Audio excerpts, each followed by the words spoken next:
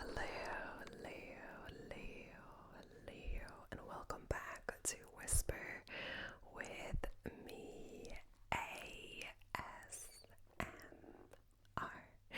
Welcome back to the channel, guys. You are so very welcome, as per usual. And if you haven't subscribed already, please make sure to do so. So, yes, so glad to have you back. So glad to be filming. Trying to be a little more consistent when I have some more free time and just forcing myself to film, etc. I know that sounds bad, but like even things that you want to do or want the end result, or at least having them done, or like, having food to eat, all of this, sometimes you don't want to do the whole long process of everything. But what I found helpful is just thinking about the first step and getting going and etc. like that. So like take it slow, but not too slow. So I'm quite good at getting myself to do my exercise. But some of the other, or cooking sometimes depending, but other things I let slip sometimes. So yes, I have some free time. The house is pretty quiet, so it's a good time to film. So today's video, we are back with some true crime, but this one we're going to start with is it's not murderous true crime, it's more fraud, etc. So it's nice, I'm not saying fraud is good, but it's nice to have ones that aren't so brutal and sad, etc. Right? So at first I had the idea to do this one, but I didn't want to because I actually wanted to watch the TV show. This is the TV show based on this. But the thing is, sometimes I feel like a show is too heavy for the moment. Like there's lots of shows I want to watch, but they look really heavy and dark, and I don't know if I wanted to get into the whole thing. So I did watch the first episode and it was quite good, but I never got back to it. So I thought it would be kind of like a spoiler, but like it is real life anyway, so even people that know the case watch the show. So yeah, the show is The Dropout on, I think, Hulu, but I think it was Disney that I saw it on. I don't think we have that anymore anyway, but Disney Plus or something. But we don't really, you don't have Hulu in Ireland. But yeah, it's about Elizabeth Holmes, and yes, so it's called The Dropout because she dropped out of Stanford to like create her own company, Theranos. It was like a blood testing company. The idea was that you could die like with a prick of a finger, a prick of blood device that you could have at home. You could monitor a lot of things and all of this, etc. I don't exactly know, but basically, I think the science wasn't there yet, or it's still not there yet. We don't know if it's going to be possible to do, but this was like revolutionary if it could be done. So I think she lied about the falsified stuff to get investors, etc. To perhaps continue the research. I'm not exactly sure. We'll get into it. So yes, so Elizabeth Ann Holmes, born February 3rd, 1984, is an American biotechnology entrepreneur who was convicted of fraud in connection with her blood testing company, Theranos. The company's valuation soared after it claimed to have revolutionized blood testing by developing methods that needed only very small volumes of blood, such as from a finger prick. In 2015, Forbes had named Holmes the youngest and wealthiest self-made female billionaire in the United States on the basis of a $9 billion valuation of her company.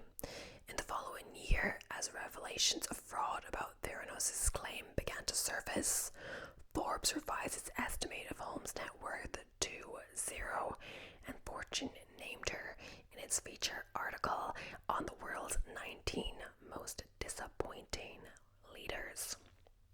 So, the decline of Theranos began in 2015 when a series of journalistic and regulatory investigations revealed doubts about the company's claims and whether Holmes had misled investors and the government.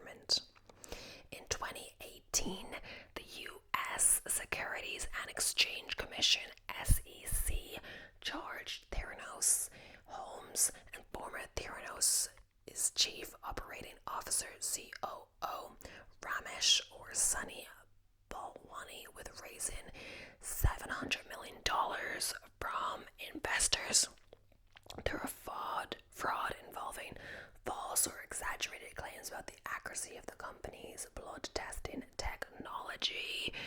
Holmes settled the charges by paying a $500,000 fine, returning 18.9 million shares to the company, relinquishing her voting control of Theranos, and accepting a 10-year ban from serving as an officer or director of a public company.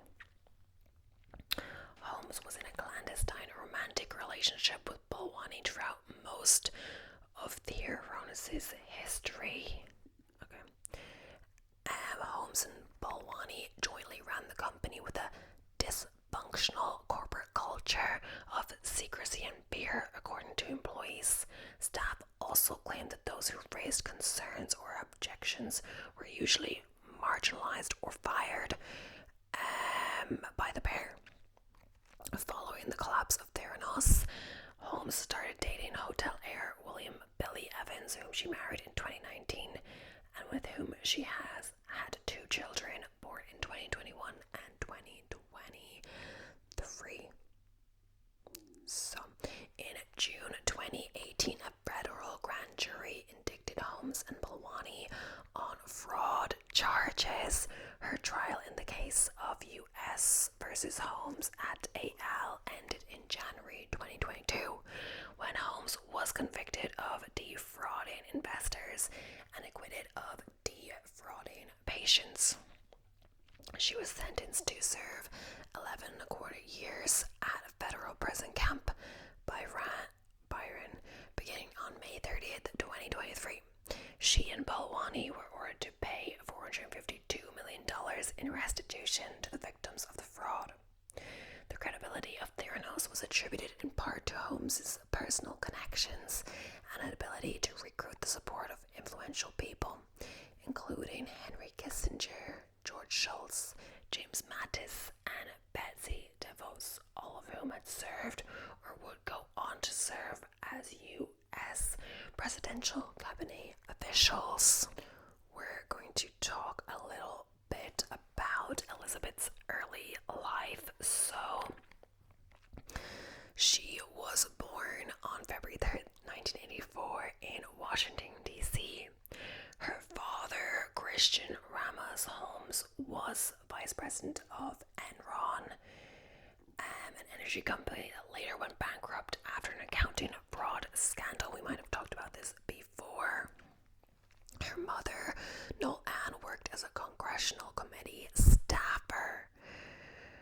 Christian later held executive positions in government agencies such as USAID, the EPA, and USTDA. So she's partly of Danish ancestry, etc., etc. So she graduated from high school at St. John's School in Houston. And during high school, she was interested in computer programming. Says she started her first business selling C++ compilers to Chinese universities. Her parents had arranged Mandarin Chinese home tutoring, and partway through high school, Holmes began attending Stanford University's summer Mandarin program. This was pretty sure this was in the first episode of the TV show. She was at some Mandarin program. In 2002, Holmes attended Stanford, where she studied chemical engineering and worked as a student researcher and laboratory assistant in the School of Engineering. So, at the end of her freshman year, Holmes worked in a laboratory at the Genome Institute of Singapore and tested for severe acute respiratory syndrome, coronavirus, SARS, through the collection of blood samples with syringes. She filed her first patent application on a wearable drug delivery patch in 2003. In March 2004, she dropped out of Stanford School of Engineering and used her tuition money as seed funding for a consumer healthcare technology company. So Holmes was a very smart woman, getting into working in a laboratory very quickly. Honestly, I wouldn't know much about this, but you don't really get into working in the laboratory until like later years, etc. Not first years. And yes, but she really believed in this company that she was going to create, and she, dropped out and used her school money on this because she believed in it so much. The founding of Theranos. So Holmes founded the company Real Time Cures in Palo Alto, California, to democratize healthcare. Holmes described her fear of needles as motivation and sought to perform blood tests using only small amounts of blood. So on the foundation, or on the surface, it seems, like a good idea, yes, to make healthcare more accessible to everyone, and to help people that are afraid of needles. When Holmes pitched the idea to reap vast amounts of data from a few droplets of blood derived from a tip of a finger to her medicine professor, Phyllis Gardner, at Stanford, Gardner responded, "I don't think your idea is going to work," explained it was impossible to do what Holmes was claiming could be done. Several other expert medical professors told Holmes the same thing, however Holmes did not relent, and she succeeded in getting her advisor and dean of the School of Engineering, Jan Robertson, to back her idea. In 2003, Holmes renamed the company Theranos, a portmanteau of therapy and diagnosis. The company's original name was changed after deciding that too many people were skeptical of the word cure. Robertson became the company's first board member and introduced Holmes to venture capitalists. So, funding and expansion. So, by December 2004, Holmes had raised $6 million to fund the firm. By the end of 2010, Theranos had more than $92 million in venture capital. In July 2011, Holmes was introduced to former Secretary of State George Shultz. After a 2-hour meeting, he joined the Theranos board of directors. Holmes was recognized for forming the most illustrious board in U.S. corporate history over the next 3 years. Holmes operated Theranos in stealth mode without press releases or a company website until September 2013, when the company announced a partnership with Walgreens to launch in-store blood sample collection centers. She was interviewed for Medscape by its editor-in-chief, Eric Topol, who praised her for this phenomenal rebuking of laboratory medicine. Media attention increased in 2014 when Holmes appeared on the covers of Fortune, Forbes, T, the New York Times Style magazine, and Inc. So, Forbes recognized Holmes as the world's youngest self-made female billionaire, ranked her 110 on the Forbes 400 in 2014. So yeah, Theranos was valued at $9 billion and raised more than $400 million in venture capital. So yes, it was doing very well, or so it seemed.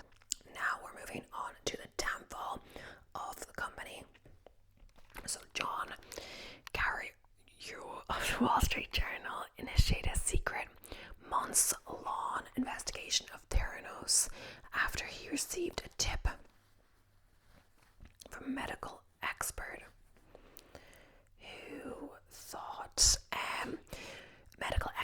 who thought that Theranos' Edison blood testing device seemed suspicious. Carreyrou spoke to ex-employee whistleblowers and obtained company documents. When Holmes learned of the investigation, she initiated a campaign through her lawyer, David Boies, to stop Carreyrou from publishing, which included legal and financial threats against both the journal and the whistleblowers. In October 2015, despite Boies' legal threats and strong-arm tactics, the journal published Caryu's bombshell article detailing how the Edison device gave inaccurate results and revealing the company had been using commercially available machines manufactured by other companies for most of its testing. Caryu continued to report problems with the company and Holmes's conduct in a series of articles, and in 2018 published a book titled Bad Blood: Secrets and Lies in a Silicon Valley Startup, detailing his investigation of Theranos. So, Holmes denied all the claims, calling the journal a tabloid and promising the company would publish data on the accuracy of its tests. She appeared on CNBC Mad Money the same evening the article was published. Jim Cramer said, "The article is pretty brutal," to which Holmes responded, "This is what happens when you work to change things. First, they think you're crazy. Then they fight you. Then, all of a sudden, you change the world." Okay. In January 2016, the Centers for Medicare and Medicaid Services, CMS, sent a warning letter to Theranos after inspection of its Newark, California laboratory uncovered irregularities with staff proficiency, procedures, and equipment. The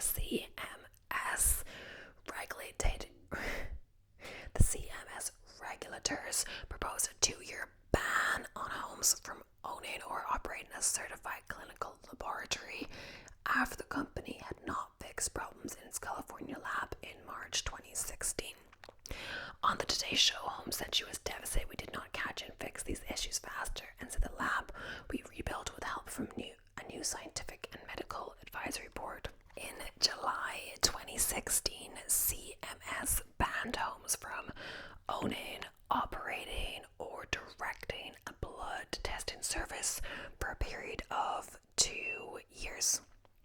Theranos appealed the decision to a U.S. Department of Health and Human Services Appeals Board. Shortly thereafter, Walgreens ended its relationship with Theranos and closed its in-store blood collection centers. The U.S. Food and Drug Administration, FDA, also ordered the company to cease use of its capillary tube nanotainer device, one of its core inventions. In 2017, the state of Arizona filed suit against Theranos, alleging the company had sold 1.5 million blood tests to Arizonans while concealing or misrepresenting important facts about those tests. In April 2017, the company settled the lawsuit by agreeing to refund the cost of the tests to consumers and to pay $225,000 in civil fines and attorney fees, for a total of $4.65 million.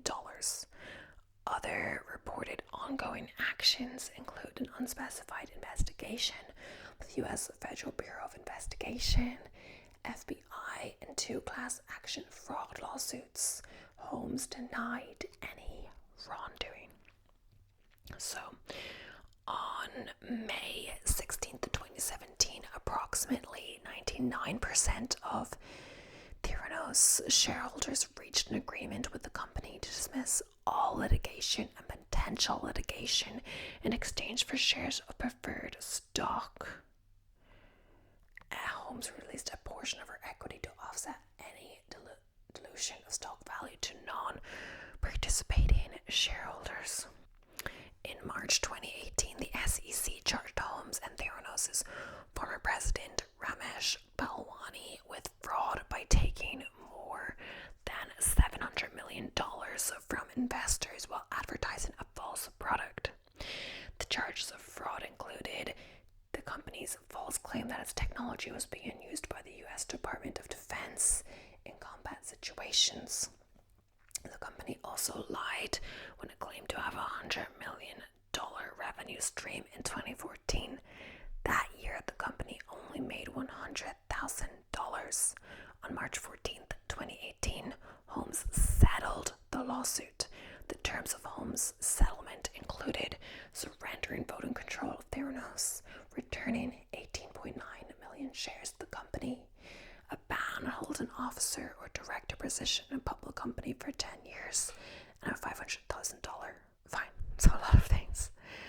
So at its height, in 2015, Theranos had more than 800 employees. It dismissed 340 people in October 2016, an additional 150 in January 2017. In April 2018, Theranos filed a Warren Act notice with the state of California, announced its plans to permanently lay off 105 employees, leaving it with fewer than 24 employees. Most of the remaining employees were laid off in August 2018. On September 5th, 2018, the company announced that it had begun the process of formally dissolving, with its remaining cash and assets to be distributed to its creditors. So, now, about the lawsuit. So, on June 15, 2018, after an investigation by the U.S. Attorney's Office for the Northern District of California that lasted more than 2 years, a federal grand jury indicted Holmes Balwani on 9 counts of wire fraud and 2 counts of conspiracy to commit wire fraud. Both pleaded not guilty. The prosecution alleged that Holmes and Balwani had engaged in 2 criminal schemes, one to defraud investors and a second to defraud doctors and patients. After the indictment was issued, Holmes resigned as CEO of Theranos but remained chairwoman of its board of directors. So Holmes was tried in the U.S. District Court for the Northern District of California, with U.S. District Judge Edward Davila presiding. She hired defense lawyers from Williams and Connolly, a prominent American law firm that specializes in white-collar crime defense. The trial began on August 31st, 2021. After being delayed for over a year due to the COVID-19 pandemic and Holmes' pregnancy. At trial, Holmes testified on her own behalf for 7 days, claiming, among other things, that she was misled by her staff about the technology and that Balwani had held sway over her during the romantic relationship they had, which was still ongoing when the alleged criminal acts happened. The case evidence outlined Holmes' role in faked demonstrations, falsified validation reports, misleading claims about contracts, and overstated financials at Theranos. So, on January 3rd, 2022, the jury found Holmes guilty on 4 counts of defrauding investors, 3 counts of wire fraud, and 1 of conspiracy to commit wire fraud.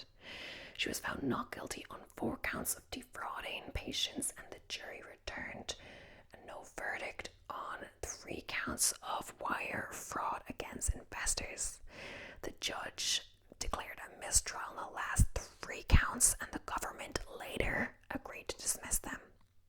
Holmes waited on sentencing while remaining at liberty on a $500,000 bail, secured property. She faced a maximum sentence of 20 years in prison and a fine of $250,000 plus restitution for each count of wire fraud and for each conspiracy count. On November 18, 2022, Davila sentenced Holmes to 11.25 years in federal prison and ordered her and Balwani jointly to pay $452 million in restitution to the victims of the fraud. He recommended she be incarcerated at federal prison camp Byron, a minimum security federal prison in Byron, Texas. On May 17th, 2023, Davila ruled that she must surrender to custody on May 30th after accepting that she needed time to arrange childcare for her 2 children. Holmes reported to prison on May 30th. In July 2023, the Bureau of Prisons projected that Holmes would be released from prison in 2032, approximately 2 years early, in accordance with the Bureau's guidelines for good conduct time. Holmes appealed her conviction and sentence to the U.S. Court of Appeals for the Ninth Circuit. Her lawyers argued that Davila had committed legal errors by, among other things, allowing the prosecution to introduce certain government reports and expert witness analysis by restricting their cross-examination of former Theranos laboratory director Adam Rosendorf, and by excluding some of Balwani's testimony. The panel consisted of U.S. Circuit Judges Jacqueline Nguyen, Ryan D. Nelson, and Mary M. Schroeder heard oral argument in her case in June 2024. In February 2025, the Ninth Circuit rejected Holmes's argument and affirmed her conviction and sentence. So yeah, there's some more stuff about Holmes in general and Theranos, like promotional activities and connections, etc. But I think I've had enough for now. So yes, Holmes is currently serving a prison sentence until 2032 for all of this that we just talked about. But either way, yes, and apparently The Dropout is a good show about this topic if you're interested. Yes, so either way, thank you so much for watching. I hope you enjoyed, and I'll be seeing you